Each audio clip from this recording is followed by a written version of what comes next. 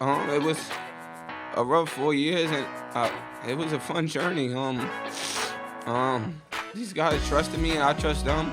Coach Paget put the ball in my hands since freshman year, and told me to get the job done. And uh, I don't know if I did or not, but he trusted me, and my teammates believed in me from the jump, and it was Georgia Tech changed my life.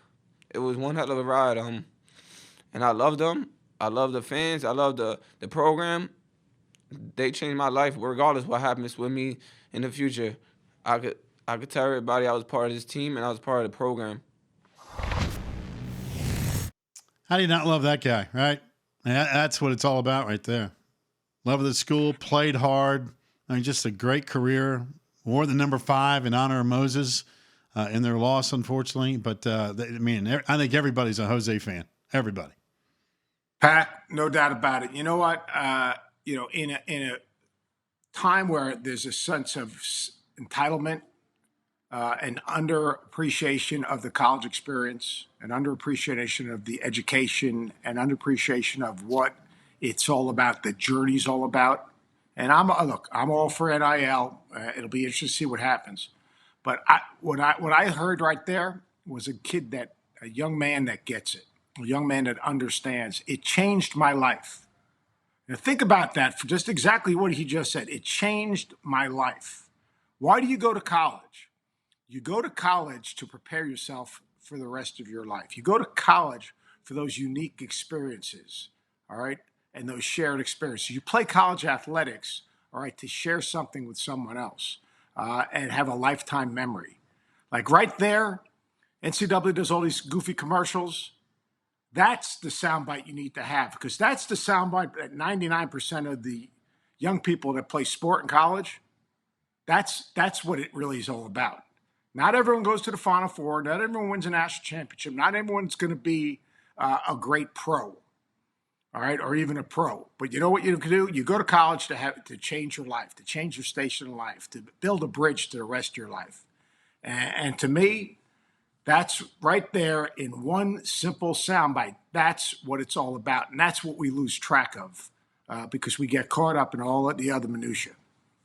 Amen. 100% accurate. As far as Georgia Tech and the rest of the crew go, listen, you knew it was going to be an uphill battle with Moses, right? You get the word that Moses doesn't play. We obviously, the rest of the world found out about Loyola Chicago with what they were able to do, knocking off not only the ACC champ, but also the Big Ten champ in back-to-back fashion.